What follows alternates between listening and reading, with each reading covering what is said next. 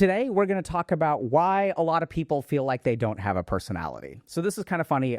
I was in the car with my wife recently, and she basically asked me to diagnose Harry Potter characters. And she asked me about Seamus Finnegan. And I was like, yeah, there's no like personality disorder. There's no diagnosis. He's basically like an empty person. There's not enough of a personality. And the really shocking thing was that this is what resonated with the internet. So many people were like, I feel like I don't have a personality either. And this is something I've seen a lot. So sometimes people will come into my office and they'll sort of complain they're depressed. They're like, I don't know, like what's wrong with me? I think I'm depressed. And I'll be like, well, tell me what depression feels like for you. And then I'll assess them. I'll see like, okay, do you have trouble getting out of bed? And they're like, no. Do you feel sad all the time? And they're like, not really. Like, do you have friends? Like, yeah, I've got some friends. And we sort of end up with this kind of vibe that they're not like, they don't have clinical depression. They sort of feel like they're an NPC in their own life. They kind of feel like life is just a series of side quests, but I don't really have a main quest. I don't really know who I am. I don't really know what I'm doing. I kind of feel like other people out there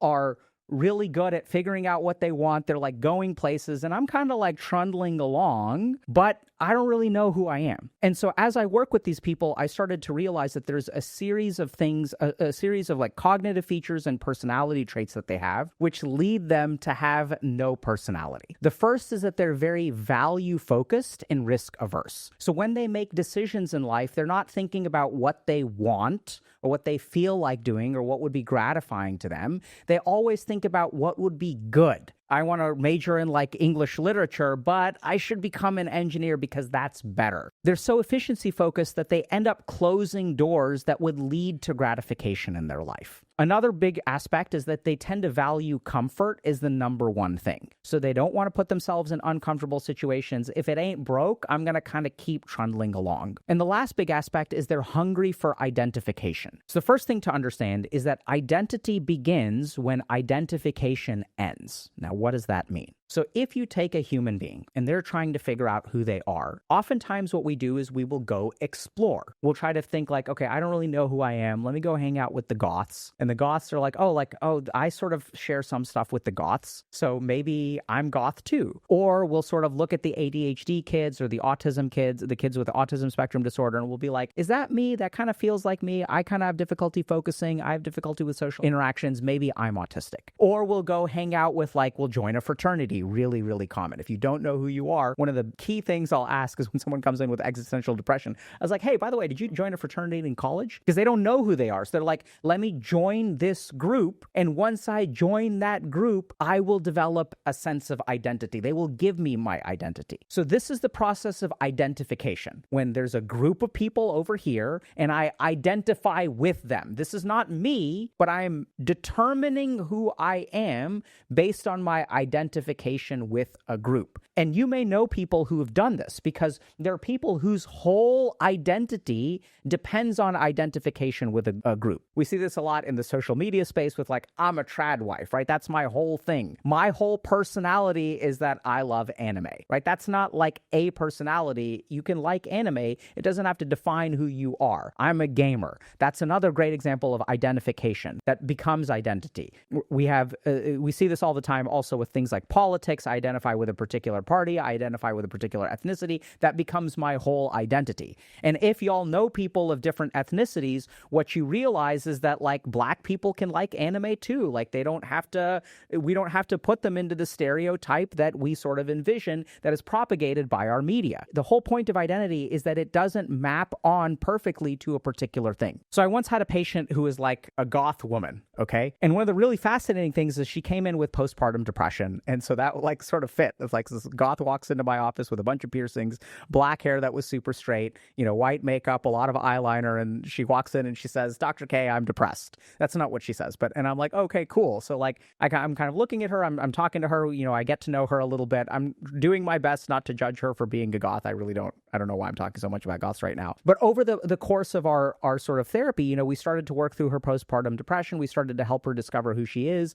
And then one of the coolest things is I don't know if y'all have ever never seen a joyous goth, and that's what she ended up becoming. She loved being a mother. She started to have joy in her life. She would dress her kid up in bright colors, but she would continue to wear like black fishnets and a lot of piercings. And so this is what's really beautiful. And it's like she's not defining herself. She identifies some with being a goth. And the reason that she's a goth, and y'all may resonate with this, I resonate with this. Some of us have like the deep hurt inside that the people without the deep hurt like don't understand. So if you look at my life, for example, I have it really good, right? So I'm happily married. I've got kids. I've got a decent job and all that kind of stuff. But no matter how good my life is, there is this like profound, deep hurt that no one in my family understands. It's incredibly isolating. And I don't think that that's a bad thing. It's actually part of who I am. It's part of where my compassion comes from. I can sort of really resonate with people who are like completely lost in life because there's a chunk of me that despite having figured everything out,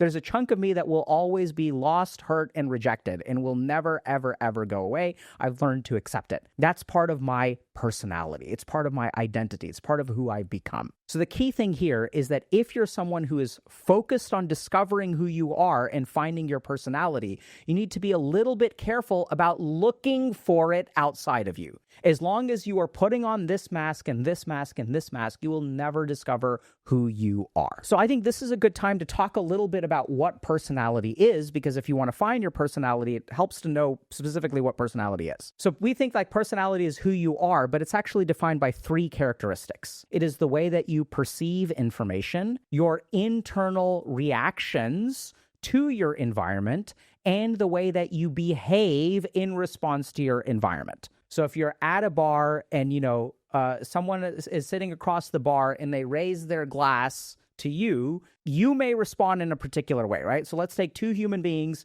who someone across the bar is raising a glass to them. How will these 2 human beings respond to this situation, right? How will they interpret this? Is this a threat or is this a sign of a sexual interest? Then they'll have an internal reaction. I get excited or I get anxious. I'm like, oh my God, I can't, oh my God. And then there's the behavior. Either I tap my friends and I'm like, hey, let's get out of here. Or I'm like, I raise my glass back. So if you sort of think about what personality is, the way that we know people have different personalities is in a given situation. Human beings will respond to the same circumstances in different ways. And that's what personality is. So if we want to discover who we are, we need to change the way that we interpret information, the way that we react to information, and the way that we respond to information. So let's start with risk aversion, okay? So most of the people that I work with who come in and say, I don't know who I am, they generally speaking have a rule book. And that rule book, first and foremost, involves do the right thing. It's not about what I want. It's not about what I feel like doing. There's literally this voice in their head when they feel like doing something.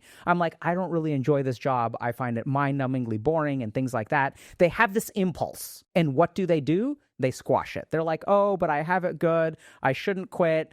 So the job market is so hard. And oftentimes these people, I want to say that, like, at least in my case, in my clinical experience, I was looking at this, about 40 to 50% of the people who come in with this chief complaint are East Asian or South Asian. Now, I'm not saying that that's true of that. This is just the selection of one particular, doctor in their patient population. Because a lot of us, like Asian kids, get conditioned. This is another aspect, is that they get conditioned a lot. They grow up in a household where their parents are constantly telling them this is right and this is wrong. Who you are is not something we care about. Individual expression is not important. What matters is conformity. What matters is we moved to this country by making a ton of sacrifices. And now that you have the advantages that we don't have, you need to maximize those advantages. I didn't move from India and work really long nights and work the night shift running this grocery store or this convenience store so that you could go be an artist. I worked so that you could make $300,000 as an investment banker. So get your ass in gear. Natural things that we want to do get suppressed. And we tend to internalize this value system where I should do what is best, not what I want. The second thing that's really common with these people is that they tend to be very risk averse. So you'll notice that as your life has become bland and boring, that's because you avoided making bad decisions. And that's kind of good, right? I'm not saying you should go out there and do a bunch of stupid stuff, but if you look at the people around you who have a lot of personality, chances are they're kind of dumb. Like, chances are they do stupid things from time to time. So you have to be really careful about that risk aversion, because when you have that risk aversion that controls all of your life, then your ability to really put yourself out there, discover who you are. There's a great sort of theory called self-determination theory. And one of the key aspects of discovering who you are in the process of individuation is actually stretching your competence. So human beings who develop their sense of identity and discover who they are, that process, discovering who you are,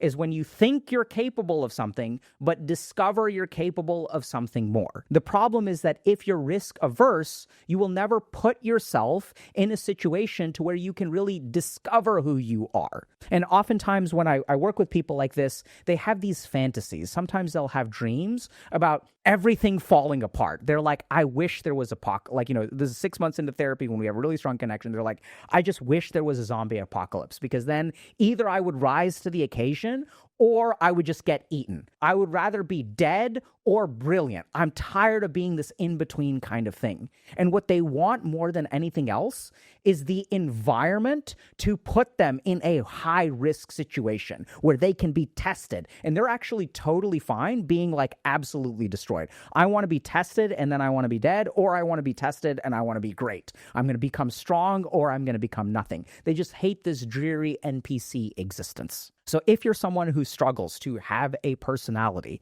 I strongly encourage you to think about these things. And the way to sort of fix this, quote unquote, you can absolutely do something like work with our coaches. So when I was sort of like, when these people would come into my office, I would kind of think like, okay, this person doesn't really have a diagnosis. Like they don't have major depressive disorder. They don't have social anxiety disorder. It's something else. It's identity formation. It's a lack of purpose. It's a lack of meaning. And when I designed the coaching program, I designed it to be that which therapy is not. So if you've got a diagnosis, go see a therapist. But if you're trying to discover who you are, you're trying to understand your patterns, then definitely go see a coach. So here's what we try to do with these people, okay? So what we try to do is get them to notice these patterns within their mind. When you wake up in the morning, how does your risk aversion show up? How does your prioritization for comfort show up? How does your efficiency and value-oriented thinking show up? And once you have those three thoughts, how do they shape your behaviors? Because if those thoughts continue shaping those behaviors in the same way,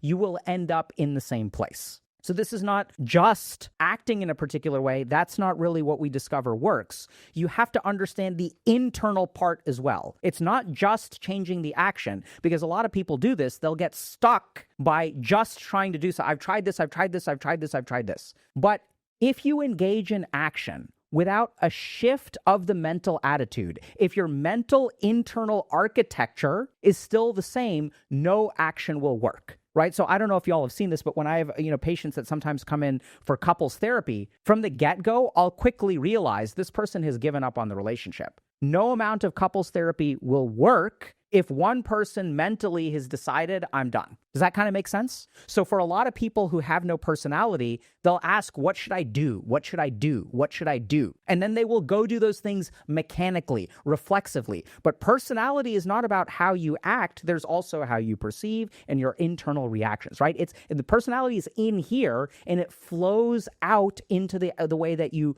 act in the world. So you have to pay attention to these three things. Look for the risk aversion, look for the value, look for the comfort, look at how you prioritize things. And then what we want to do is change that a little bit, right? Say to yourself, okay, even though this is the right thing to do, it's not what I feel like. And it's okay to sometimes do what I feel like, even if it's quote unquote wrong.